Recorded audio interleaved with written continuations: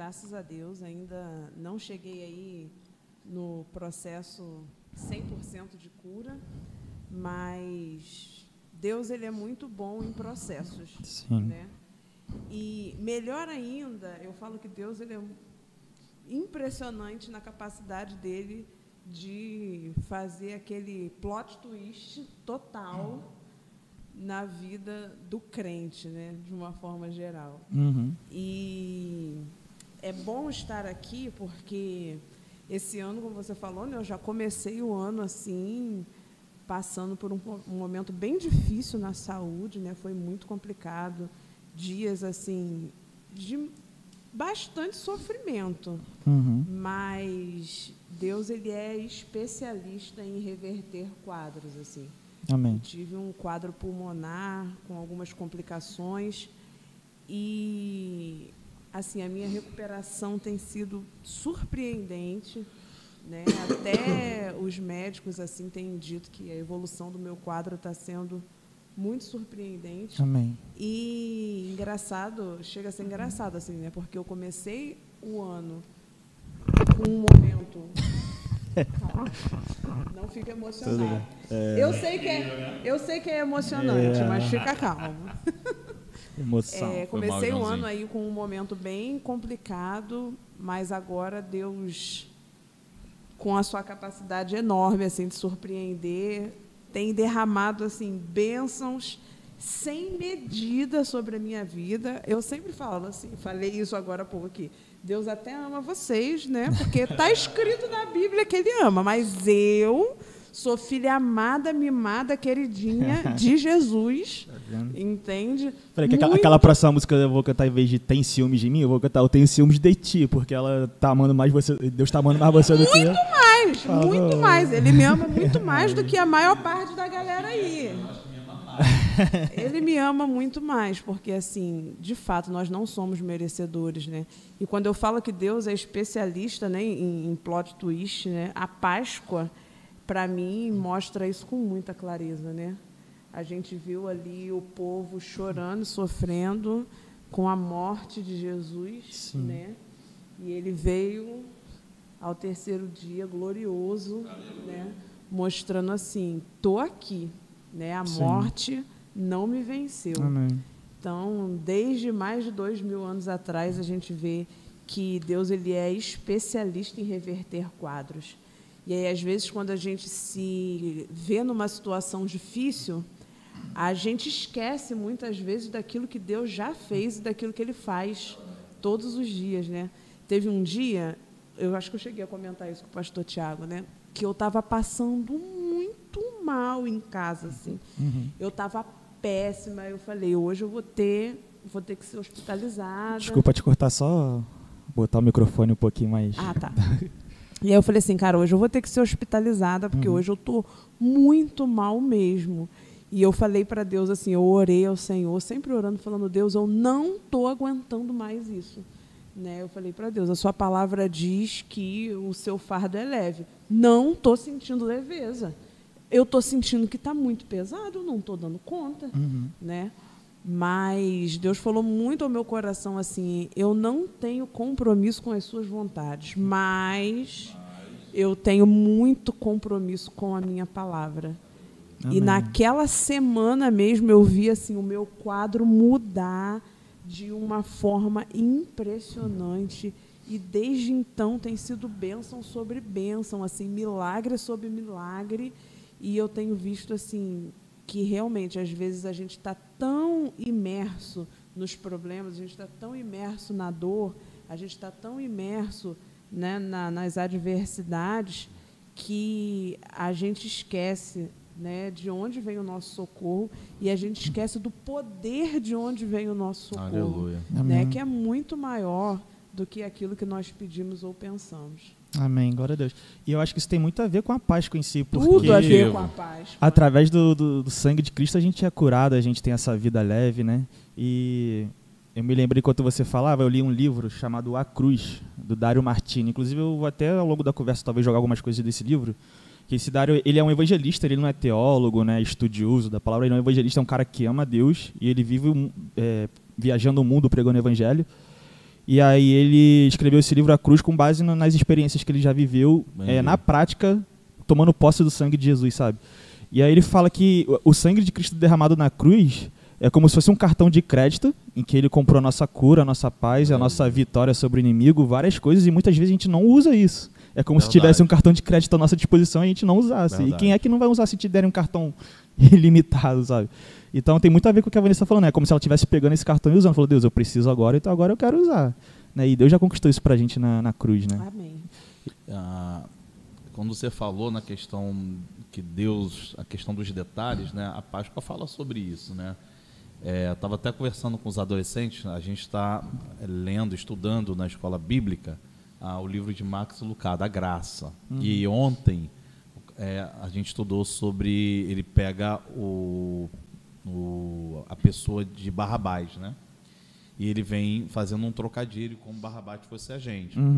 E ele trouxe uma frase que eu trouxe para eles de refletir sobre a questão dos detalhes.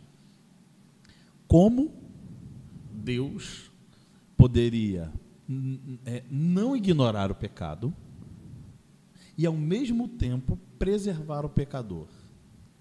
A Páscoa fala sobre isso. Sobre a gravidade do nosso pecado, mas também a profundidade do amor de Deus. Que coisa maravilhosa. E a Páscoa fala de dor. A Páscoa fala de sofrimento. A gente, né, por vezes... Fala de morte da pior morte possível. Da pior morte, né? E eu acho que eu estava pensando, caramba, era para ter passado o filme do Mel Gibson. Eu vi ele, eu vi uma vez só. A Paixão de Cristo? Isso. Aquele filme me marcou, porque na hora que ele vai tomar lá as chibatadas, 39 menos uma, né, que a Bíblia fala, na quinta já arrancou as... Eu lembrando, pô, tem que assistir, velho. Eu também. Aí, profundo demais, eu não tenho coragem. Aquele filme me marcou. Ver The Chosen é melhor. The Chosen. The Chosen traz uma perspectiva mais mas é porque ainda não chegou na crucificação também, né? Ainda está na vida. Então, assim, a Páscoa fala sobre isso, né? Ele tem todos os elementos ali envolvidos de como Deus não poderia ignorar o pecado, porque ele é santo e justo, mas também como ele deveria ali, por amor, né, preservar o pecador, né? Sim. Então, a Páscoa fala sobre isso, fala dessa dor. Paulo fala sobre isso em Filipenses 1:29, sobre a questão do sofrimento da dor, que a gente, de fato, ignora. Quem gosta de sofrer, quem gosta de sentir dor, né? Ele fala assim, foi dado a gente não somente ao crer, mas também o padecer, ou sofrer por ele, né? A vida cristã não é um barco de prazeres, né, velho? Sim. Ele já vai dizendo assim, ó, a galera que queria seguir Jesus fala assim, ó, não tem nem onde dormir, se você que também quer me seguir, você precisa caminhar comigo e você precisa carregar a cruz. Sim. Isso me lembrou muito a história que o Rodrigo Silva contou num podcast que viralizou, não sei se vocês ouviram. E me lembrou você falar isso da questão da gravidade do pecado, mas também o tamanho do amor de Deus. Que ele fala, ele imagina um reino que...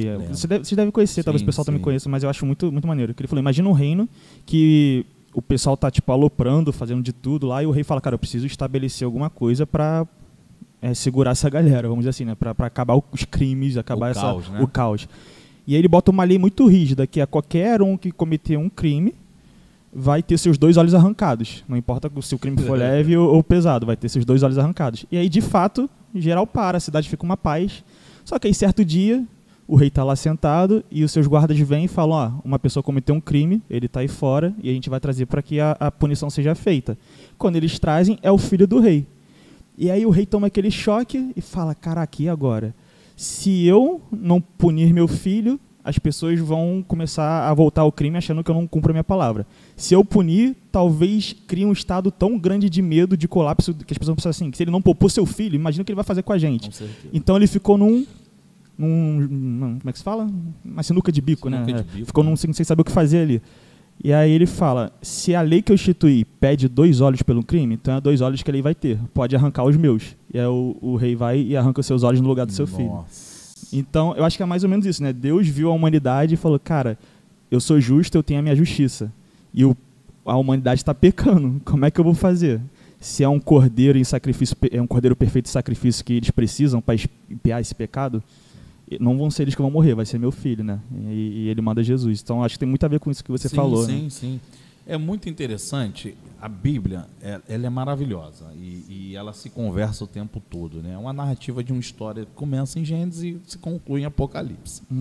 Você vai perceber que, eu acho que Apocalipse vai dizer que o Cordeiro de Deus estava morto antes da fundação do mundo. Então, quando ele, ao criar Adão, ele já sabia que teria que se entregar por Adão. Tem uma frase que eu não sei de quem é, que é antes já houver haja luz, houve haja cruz, né? Nossa, eu já ouvi Eu já ouvi essa frase, mas também não sei de quem é. Enfim, é uma frase famosa, mas é isso. Antes né? de haver haja luz, houve haja cruz. Muito lindo, muito importante. É muito profundo, cara. Muito profundo. Eu ia falar outra coisa, Foi mal te cortei. Não, sem problema. Eu acho que uma coisa que a gente... Para mim, pelo menos, esse período de Páscoa, eu amo, né? É um período assim de muita reflexão. E isso que o pastor Tiago falou foi muito importante porque assim, a gente esquece muitas vezes que a base do cristianismo, né? Quando a gente para pensar assim, no que consiste a nossa fé, né? No que está baseada a nossa fé, né? Na morte e na ressurreição de Jesus Cristo, né? E na salvação. Só que a caminhada cristã, né, é uma caminhada que perpassa pela cruz. E às vezes a gente tem muita dificuldade de entender isso. Verdade. E a gente tem muita dificuldade de lidar com isso. Sim.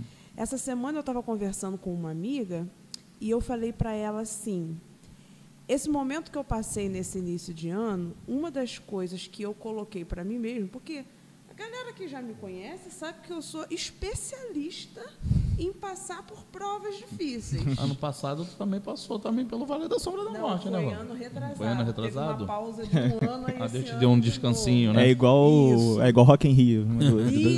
Isso aí, tem pausa. Só que esse ano eu fiz uma escolha. Eu falei, eu não vou reclamar.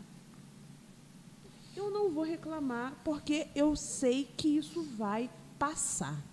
Amém. Ou vai passar para o nome de Deus ser glorificado, ou vai passar para eu estar na glória.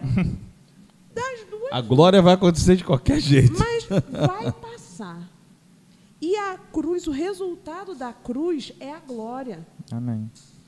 Verdade. Jesus Cristo morreu na cruz e foi glorificado no momento da ressurreição, né? E às vezes a gente esquece, né, que o resultado da cruz é esse.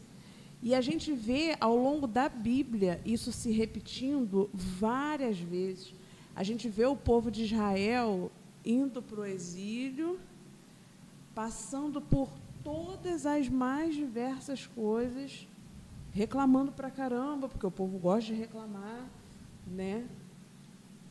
Mas Deus abençoando, Deus trazendo de volta. Amém. E aí o salmista fala, né, que quando eles voltaram, eles ficaram, né, como que sonham, né? Sonham. Como quem sonha. É a glória. Estavam acreditando, né? É a glória de Deus se manifestando. É o Salmo 126, eu acho, Salmo né? Que é o da 126. nossa igreja, né? É um dos meus salmos preferidos, assim. E quando a gente fala muitas vezes, né, no nosso linguajar cristão, né, sobre deserto, a gente fala, o deserto é o lugar onde Deus trata, né, onde Deus cuida. E, de fato, é. Né? O deserto, quando a gente fala, né, de exílio, quando a gente fala de cruz, são lugares que não são confortáveis, são lugares que geram dor, mas é uma dor que gera glória. Amém. Verdade. É uma dor que vai gerar glória. Sim. Então, assim, como cristãos, não que a gente vai ser masoquista, que a gente vai querer sofrer. Não, ninguém quer sofrer. É isso. Deus não nos criou para isso. Verdade. Deus não nos criou para isso. E por isso que a gente tem dificuldade em lidar com a dor e o sofrimento. Porque a gente não foi criado para a dor e para o sofrimento. Mas no momento em que a gente escolhe seguir uma vida com Cristo, a gente precisa entender que a nossa vida vai perpassar por isso até chegar à glória. É nos gloriar nas nossas fraquezas, nas nossas lutas. E quem persevera que alcança, né? E isso eu me lembrei porque até pouco tempo atrás eu não tinha esse entendimento que a gente, de fato, tinha uma cruz para passar. Sim. Porque quando a gente vê que Jesus morreu no nosso lugar na cruz, a gente acha que a cruz já ficou para trás. Verdade. Só que Jesus fala, quem quiser, negue-se a si mesmo, tome a sua cruz e siga. E esse seguir é o seguir um caminho de morte também, né? Sim, pegar positivo. realmente a sua cruz e seguir em direção à morte. Positivo. Jesus é o Cordeiro perfeito que tira o pecado do mundo, e ele morreu no nosso lugar, mas isso não quer dizer que a gente não deva morrer também. Né? A gente só é o Cordeiro imperfeito, que tem que morrer de qualquer jeito, porque para que a gente morra com Cristo, seja crucificado com ele, para que com ele a gente ressurja na glória também. Se a gente não tiver essa passagem pela cruz também, a gente não vai ressuscitar com ele. Né? Então, de fato.